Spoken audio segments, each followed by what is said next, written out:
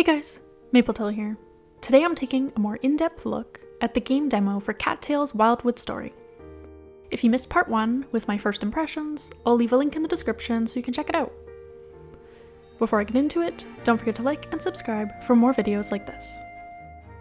So in part 1, I only played for about an hour or a couple of in-game days, as there was already so much to talk about just from that. But I really want to experience everything the demo has to offer, so I figured I might as well share that here. At this point, I've now played for a in-game year, which was about 16 hours. The first big thing I explored in my second time looking at the demo, and a big reason for me wanting to make this video, was the mines. At first, I didn't realize they were even available in the demo, as I couldn't find a cave anywhere, but I ended up stumbling upon them right in town. Which is super convenient, as in the first game it was a bit annoying to have to walk so far to access them every day. They work pretty similarly to in the first game, but they're a lot more varied now. They contain all types of different floors, like forest, lake, ice, ruins, and even dark ones that you need a headlamp to see properly on. There are also a variety of new enemies down there, so I was actually able to give fighting a try. I love that you can pounce on an enemy before fighting them to get a head start. I ran into several creatures underground, like spikes, dark candles, ghosts, as well as bats and snakes, both of which you can eat. Another super nice quality of life update, as it means you don't have to bring quite as much food on trips down to the mines. Speaking of quality of life, the rest stops every 25 floors that you can access for free are true lifesavers. I also discovered a couple brand new items, like quartz, amethyst, and honeycomb, the latter which provides immunity from status effects. Which I found in the mines, as I ran into some purple gas that confused my poor cat. There were also dangers in spikes and traps that almost killed me. I'll have to keep a close eye out for those in the future. But with lots of practice and lots of golden seal, I was able to make it to the very bottom on floor 100. I figured I would have my first death in the dangerous underground, but it ended up being out in the woods when I was poisoned by a bee, and was unlucky enough to run into my first battle with a void cat, who took my final heart, killing me instantly. I did say I wanted to experience everything in the demo, and I guess death is here. I woke up in Crampy's den and lost so much stuff. But unlike the first game, I didn't lose everything. I got to keep the bee that assisted in my death. Thanks.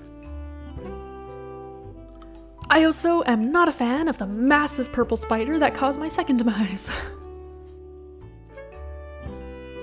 From what I've seen, there are plenty of interesting new items to collect. Plants and herbs like mushrooms, peppermint, which masks your scent from prey, thistles for swimming, foxglove for attack power, toxic daisies, and the mysterious queen of the night flower that I found one night. With the herbs, I found they have star rankings, and the more stars they have, the better they are. Like with marigold, that normally just helps with poison, also heals you when it's a 2 or 3 star rank. I also got a better look at the new prey. Finally caught myself a robin, as well as shrews, voles, magpies, minnows, and I even spotted what looked like a large hare, but I wasn't quick to catch that one at first. Also, new bugs like cave crickets and beetles, and new shells on the beach like turrets and whorls. And from the shadow cats, void marrow. No idea what that one does, but it sounds important. I took a closer look at the shop too, and saw plenty of fun furniture to purchase, and even season-themed music, which I absolutely bought all of. Love myself a good soundtrack. Once I hit year 2, I noticed that even more music was added to the shop, so it'll be interesting to see what changes from year to year in this game. So like I said, I made sure to play at least 1 year this time around, so I could see what all the seasons are like. They are all so beautiful and add some great variety. Most of the stuff that changes every season seems similar to Cattails 1, so far at least. With the exception of the music available in Ember's shop, and possibly changes to festivals. Oh, also, when the rivers freeze in winter, so do the pools of lava. making the volcano far safer to traverse. Festivals, though, are unfortunately not in the demo. You can attend them, but they're just empty for now. I'm excited to see how they work, and if they have new, more interesting minigames. Just please tell me they didn't bring back that terrible jack-o'-lantern one. Other events new to this game are cats' birthdays, a nice little touch. You as the player even get one on whichever day you set. Power paws make a return, and I was able to find quite a few of them, and they work differently here. Each power paw seems to upgrade a different skill, like speed, vitality, or resistance to hunger, social grace, depending what color they are. I found one of them using a statue that seemed to be available seasonally, similar to the ones in the first game who give quizzes. But this was less of a quiz and more of a full-blown game show, which was quite funny. And I like that there's a little more room for error here. The questions were more about general cat knowledge than in-game questions, so good thing I know a fair bit about cats. I grew closer to several cats during my playthrough, like Fiss, Phantom, Spark, and Ember, which allowed me to take a look inside their dens, which is such a cool feature, and really put my own den to shame. I also noticed that Alabaster's den is there, even though they don't seem to be in the demo. I'm looking forward to meeting them too. Love myself a Russian blue cat. Maybe they haven't appeared yet as they're into gardening, and the garden mechanic isn't in the demo. It was so nice to learn more about each cat, and to see how much backstory they all really have. I learned that the friendly Bob used to be a barn cat and was great at catching mice. Or that Charlotte came to the Wildwood to be alone and get some quiet time, but now I keep pestering them. Or that Fiss and Lainey are from a family of 7 siblings, and the burden of helping raise their siblings fell to Fiss. Or that Ember wants to pass on the family business to Spark, but Spark just wants to have fun with their clanmates, unburdened by the trauma of losing their home. Or that Jag used to stay up late with their parents in the summer to catch fireflies with them. Or that Buttercup is just a very relatable anxious baby. Or that Ellie really hates Marigold. Oops. And I noticed that the cats even have different dialogue depending on the time of day. A neat detail that adds way more reasons to talk to the cats of your colony, every day and multiple times a day. While getting closer to the cats, I figured since the red rose was in the shop, I should see if the dating mechanic was in the game yet. And it was. So Maple asked Fiss out, and oh my god, they are so adorable. And the beautiful portraits in the sequel make everything even better. I also saw that shiny trinket in the shop, so you know I'll be trying to marry them. I also gotta mention a few more general quality of life updates, like a large storage box in your home to hold extra items, the ability to run freely and without limit. Waiting for your sprint to charge in the first game could be a real pain. The social tab to keep track of which cats you've talked to or given gifts to, and how many stars you have with everyone. I also noticed you can give gifts to the Forest Guardian, though I'm not sure what that does yet, as they aren't in the social tab. Too bad. I'd love to marry a giant lion goddess. Just the fact that the temple and the mines are right in town is a huge upgrade, making traveling much more efficient. One thing I'm embarrassed to admit is that it took me until I was 10 hours into the demo to discover the jump/dodge button.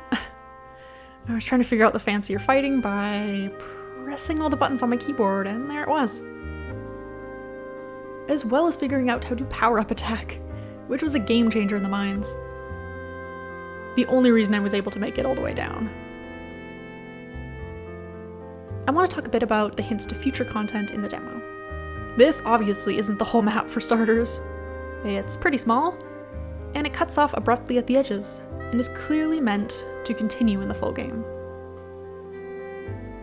There are also 2 hallways in the temple that appear like they might go somewhere in the future. I wonder if a bundle system from the first game will be returning in some form in these rooms. Glimmer mentioned that the Guardian is only one of many, but they couldn't tell me about the others. I'd love to meet some of these other spirits someday. I also noticed that cats like Jag and Ember seem a little traumatized from their journey to the Wildwood. And I wonder if the game will get into that, or if any other cats will be returning from the first game. I certainly hope so. The more kitties, the better, in my opinion. And most interestingly, was the inclusion of Lavender in the game. If you're not familiar, Lavender is used to help you take over territory, which is a pretty interesting inclusion in a game with so far only one colony. Will there be others? Do the Void Cats have their own territory somewhere? Are the cats that joined my clan originally from different groups? It's all very exciting and mysterious. I ended up growing close enough to Fiss to propose to them. While it looks like actual weddings aren't in the demo, we'd still let us marry, just without a cutscene. So adorable. Doesn't look like the kitten mechanic is in the game yet either, sadly, but I still maxed out Maple's relationship with Fiss just because I wanted to, and to see if anything special would happen. It didn't, but...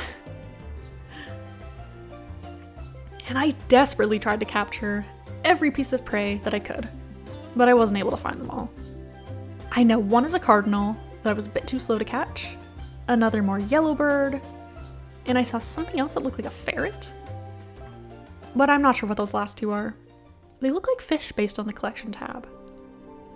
I am also still missing what I assume is a conch shell, the rare moth, dragonfly beetle, and black firefly. I did encounter every hostile creature and picked every plant though. Very cool to see my collection slowly but surely fill up. Super satisfying. And that's about it for me and the demo. Thanks for watching. I hope you enjoyed this more in-depth look at Cattails Wildwood Story, and I'll see you next Thursday.